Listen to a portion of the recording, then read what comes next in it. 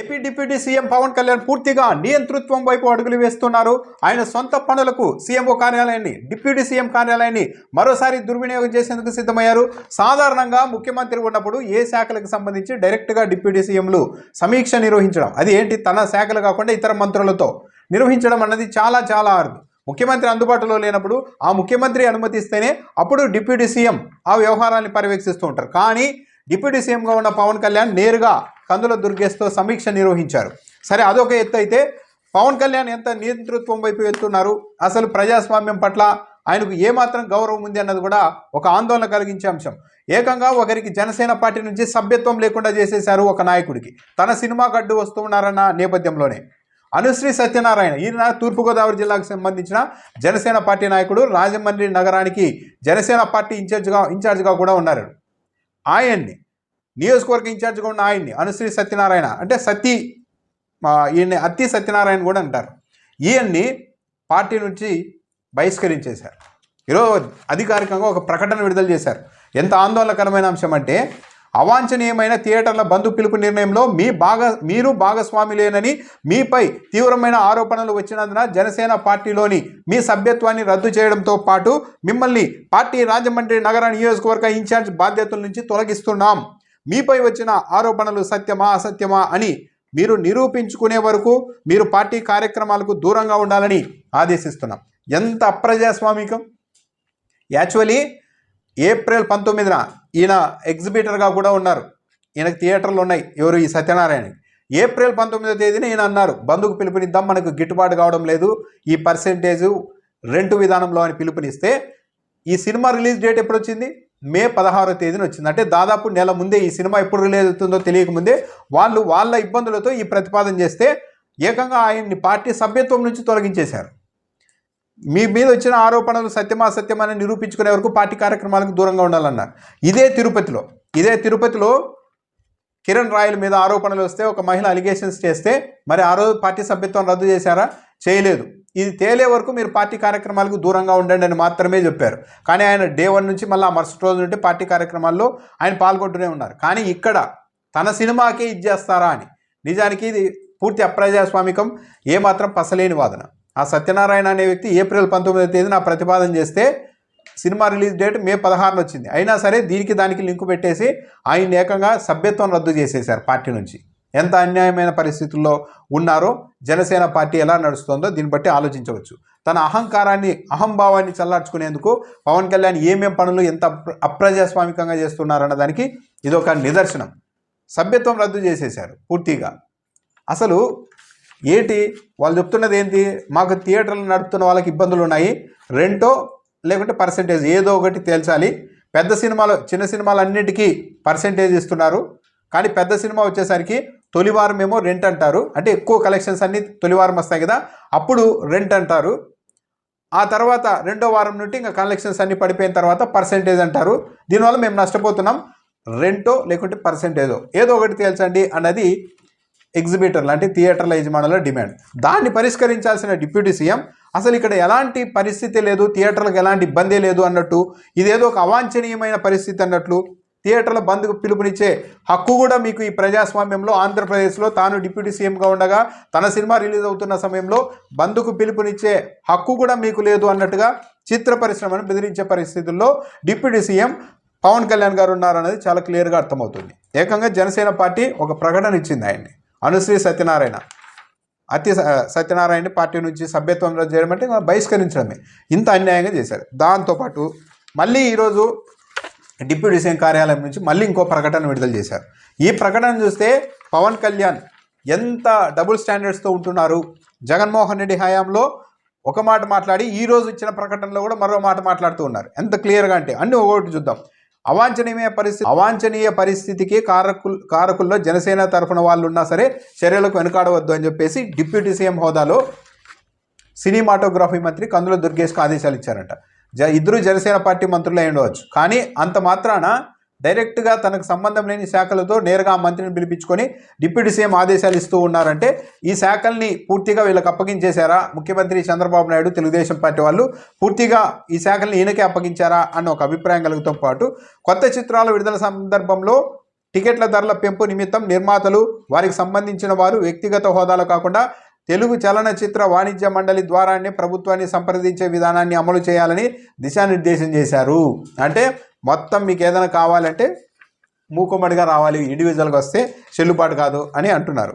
మరి ఇన్నాళ్ళు ఎందుకు అలో చేశారు? కేవలం ఇప్పుడు మాత్రమే ఎందుకు పవన్ కళ్యాణ్ ఇంత తీవ్రంగా స్పందిస్తున్నారు?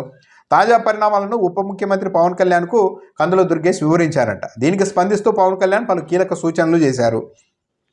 ఏ విషయంలోనైనా ప్రభుత్వ శాఖలు తమ విధులను పర్యవేక్షణను పగడ్బందీగా చేయాలన్నారు. థియేటర్ల మీద దాడులు చేయండి అని డైరెక్ట్గా చెప్తున్నారు ఆయన, ఇండైరెక్ట్గా కాకుండా. నిర్మాత వ్యక్తిగతంగా కాకుండా చలనచిత్ర వాణిజ్య మండలి ద్వారానే ప్రభుత్వానికి అర్జీ ఇచ్చి సంప్రదింపులు చేయాలని, ఇందులో మన భేదాలు పాటించవద్దని స్పష్టం చేశారు. ప్రేక్షకులు సినిమా హాల్ వరకు రావాలంటే ఇది చాలా కీలకమైన టాపిక్. మళ్ళీ ఆ రోజు జగన్మోహన్ రెడ్డి చేసిన అన్నింటినీ వ్యతిరేకించిన చంద్రబాబు పవన్ కళ్యాణ్ ఈరోజు మళ్ళీ అదే లైన్లోకి వెళ్ళిపోతున్నారు. ఈరోజు వాటిని సమర్థించే పరిస్థితికి వచ్చారు. టికెట్ల ధరల కంటే సినిమా హాల్లో పాప్కార్న్స్ లాంటి తినుబండారాలు, శీతల పానీయాలు, చివరకు మంచినీళ్ళ సీసా ధరలు సైతం భారీగా ఉండడంపై ఈ సందర్భంగా చర్చించారు. పవన్ కళ్యాణ్ ఏమైనా చిత్ర పరిశ్రమకి ఈరోజు కొత్తగా వచ్చారా? కొన్ని దశాబ్దాలుగా చిత్ర పరిశ్రమలో ఉన్నారు కదా. థియేటర్లలో ఏ ధరలకు అమ్ముతున్నారు తినుబండారాలు, కూల్ డ్రింక్స్, వాటర్ బాటిల్ అనేది తెలియదా? జగన్మోహన్ రెడ్డి హయాంలో వీటన్నింటిని ప్రస్తావిస్తే ఏం చెప్పారు? అదంతా ప్రైవేట్ వ్యాపారం, ప్రేక్షకుడికి థియేటర్లకు లేని అభ్యంతరం మీకెందుకు మధ్యలో? ప్రేక్షకులకు ఇష్టం ఉంటే సినిమాకి వస్తారు, కొంటారు, లేకుంటే పోతారు. ఇందులో ప్రభుత్వం అజమాయిషి ఏంటి అని పవన్ కళ్యాణ్ లాంటి వాళ్ళు ప్రశ్నించారు కదా. మళ్ళీ ఈరోజు మాత్రం ఇంకోలా మాట్లాడుతున్నారు. మంచిదే, ధరలన్నీ తగ్గించేసి సామాన్యులకు అందుబాటులోకి తెస్తే. కానీ ఇక్కడ గమనించాల్సింది ఏంటంటే ఇప్పుడే ఎందుకు పవన్ కళ్యాణ్ ఇంత సీరియస్ అవుతున్నారు, ఇంత చాలా రగిలిపోతున్నారు అన్నది కీలకమైన పాయింట్. అసలు వాటిలో ఉండే నాణ్యతా ప్రమాణాలు ఏమిటనేది కూడా సంబంధిత శాఖల అధికారులు ఎప్పటికప్పుడు పర్యవేక్షించి ధరల నియంత్రణ కూడా చేపట్టాలి. నాణ్యతా ప్రమాణం అంటే ఇంకా నిరంతరం మీరు దాడులు చేస్తూ ఉండండి ఎప్పటికప్పుడు అని క్లియర్గా పవన్ కళ్యాణ్ గారు ఆదేశాలు ఇస్తూ ఉన్నారు. ఆహార పదార్థాలు, శీతల పానీయాల వ్యాపారంలోనూ గుత్తాధిపత్యం సాగుతోందనే విషయం కూడా ప్రభుత్వం దృష్టికి వచ్చినందున దీనిపైన విచారణ చేపట్టాలని మంత్రికి సూచించారు. అంటే కరెక్ట్గా ఈరోజు కొత్తగా వచ్చింది. పవన్ కళ్యాణ్ గారికి చిత్ర పరిశ్రమకు సంబంధమే లేదు. ఇన్ని రోజులు ఇన్నేళ్ళు ఏం జరుగుతుందో కూడా తెలియదు.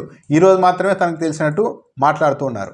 అసలైన పాయింట్ ఏంటంటే ధరలు తగ్గితే ప్రేక్షకుల సంఖ్య పెరుగుతుంది, తద్వారా పన్ను ఆదాయం కూడా పెరుగుతుంది అని పవన్ కళ్యాణ్ అన్నారంట. ఇది కీలకమైన పాయింట్. ధరలు తగ్గితే ప్రేక్షకుల సంఖ్య పెరుగుతుంది, తద్వారా పన్ను ఆదాయం కూడా పెరుగుతుందని జగన్మోహన్ రెడ్డి ఆ రోజు ఇది కాదని చెప్పింది. ఈరోజు టికెట్ల ధరలు తగ్గితే అని చెప్తే ఎక్కడ మళ్ళీ ఇంకా మన మీదకి విమర్శలు వస్తాయి అని చెప్పి శీతల పానీయాలు, కూల్ డ్రింక్స్, వాటర్ బాటిల్ అని మాట్లాడుతున్నారే కానీ ధరలు తగ్గితే ప్రేక్షకుల సంఖ్య పెరుగుతుంది. జగన్మోహన్ రెడ్డి చెప్పింది ఇదే. ఓటీటీ ప్రపంచం వచ్చింది, సినిమాలు అసలు మీరు థియేటర్లో ఆడే పరిస్థితి లేకుండా పోతుంది. ఇలాంటి టైంలో విపరీతంగా ధరలు పెంచేసుకుంటే టికెట్లకి వచ్చే వాళ్ళు కూడా రారు. కాబట్టి దయచేసి మా మాట వినండి, సినిమా పరిశ్రమకు మంచి జరుగుతుంది. టికెట్లను ప్రేక్షకులకు అందుబాటులో ఉంచితే వాళ్ళు ఎక్కువ మంది థియేటర్లోకి వస్తారు, మీకు ఎక్కువ ఆదాయం వస్తుందని ఆ రోజు జగన్మోహన్ రెడ్డి చెప్తే ఇదే పవన్ కళ్యాణ్ గారు ప్రైవేట్ వ్యాపారానికి ప్రభుత్వ అజమాయిషి ఏంటి, అసలు నువ్వెవరు జగన్ అంటూ పదే మాట్లాడారు. ఈరోజు మాత్రం మళ్ళీ అదే చెప్తున్నారు. ధరలు తగ్గితే ప్రేక్షకులు ఎక్కువ వస్తారంట, ఆదాయం పెరుగుతుందని ఈరోజు చెప్తున్నారు పవన్ కళ్యాణ్. ఇంతకు మించిన డబుల్ స్టాండర్డ్స్ ఏమన్నా ఉంటాయా? ఆ నలుగురి ప్రమేయం తమకు సంబంధం లేదని ఇద్దరు నిర్మాతలు ప్రకటించడం, తూర్పుగోదావరి జిల్లాలోని తొలుత బంద్ ప్రకటన వెలువడడం తదితర అంశాలు చర్చకు వచ్చాయి. బంద్ ప్రకటన వెనుక జనసేన నాయకుడు ఉన్నారని ఒక నిర్మాత మీడియా ముందు ప్రకటించిన విషయంపైన చర్చించారు. నిన్నెవరు దిల్ రాజే చెప్పారు. అందరూ దిల్ రాజుని టార్గెట్ చేస్తుంటే ఆయన రెడ్డి ఈయన రెడ్డి అని టార్గెట్ చేస్తుంటారు కదా, అట్లా తనని ఎక్కువ టార్గెట్ చేస్తూ ఉంటే ఆయన డైరెక్ట్ చెప్పారు, అది నేను కాదురా బాబు, జనసేన పార్టీ నాయకుడే తూర్పుగోదావరి జిల్లాలో తొలుత ఈ థియేటర్ల బంద్ అనే వ్యవహారాన్ని తెచ్చారు, తర్వాత మా అందరికీ రుద్దారు అని చెప్పారు దిల్ రాజు గురించి. దానిపైన కూడా చర్చించారంట. బంద్ వెనుక ప్రకటనకు వెలువడిన కారణాలు తెలుసుకోవాలని, అంటే బంద్కు ఏంటి అనే కారణాలు తెలుసుకోవాలని కూడా పవన్ కళ్యాణ్ మళ్ళీ ఈరోజు కూడా చెప్పారంట. నిర్మాతలను కావచ్చు, నటులను కావచ్చు, దర్శకులను కావచ్చు, బెదిరింపు ధోరణిలో దారికి తెచ్చుకొని వ్యాపారాలు సాగించాలనుకునే అనారోగ్యకరమైన వాతావరణానికి తావివ్వకుండా సినిమా వ్యాపారాన్ని సాగించే ప్రోత్సాహకర పరిస్థితుల్ని ప్రభుత్వం తీసుకొస్తుందన్న విషయాన్ని కూడా చలనచిత్ర వాణిజ్య మండలికి, నిర్మాతలకి, వీళ్ళందరికీ తెలియజేయాలని కూడా చెప్పారంట. మరి ఎవరు బెదిరిస్తున్నది? సినిమా వాళ్ళని లిటరల్గా ఇంతవరకు మొత్తం తెలుగు చిత్ర పరిశ్రమ చరిత్రలోనే ఇంత నేరుగా ఒక చిత్ర పరిశ్రమని ఆ నలుగురు అంటూ మొత్తం దాడులు చేయండి, తినుబండారాల సంగతి తేల్చండి, ఇంత బహిరంగంగా బెదిరించిన వాళ్ళు ఒక్క పవన్ కళ్యాణ్ తప్పించి ఎవరూ లేరు. పైగా తన సినిమా కోసం, ఇదేమో మొత్తం అంత జనాల కోసమో లేకుంటే చిత్ర పరిశ్రమ కోసమో కాదు, కరెక్ట్గా తన సినిమా వచ్చినప్పుడు బంద్ చేస్తారా థియేటర్లు అని. ఆ బంద్ లేదన్నా కూడా ఆయనకు అహం చల్లారలేదు. నిజానికి ఈ సినిమా ఎప్పుడు వస్తుందో కూడా తెలియని పరిస్థితుల్లోనే ఆ బంద్ నిర్ణయాన్ని వాళ్ళు తీసుకున్నారు, ప్రతిపాదన ముందుకు తెచ్చారు. అవన్నీ ఏమీ లేకుండా ఎంత అన్యాయంగా అంటే చెప్పాలి, ఒక రాజకీయ పార్టీ ప్రజాస్వామ్యంలో ఇలా నడవచ్చా? ఆయన తప్పు చేశారో ఒప్పు చేశారో కూడా తెలియకముందే పార్టీ సభ్యత్వం నుండి రద్దు చేసేసి నియోజకవర్గ ఇన్ఛార్జ్ పదవిని కూడా బీగేశారు. పాపం ఆయనకు ఏప్రిల్ 19వ తేదీన ఈ సినిమా గురించి ఆలోచన కూడా ఉండదు ఆ సత్యనారాయణకి. కానీ నా కోసమే మీరు అంతా చేశారని చెప్పి ఆయన పదవులే ఓడిదీసి పార్టీ సభ్యత్వం నుండి రద్దు చేసి పంపించారు. ఇంతకు మించిన అప్రజాస్వామికమైన రాజకీయ పార్టీ నాయకులు ఇంకెక్కడ దొరుకుతారు?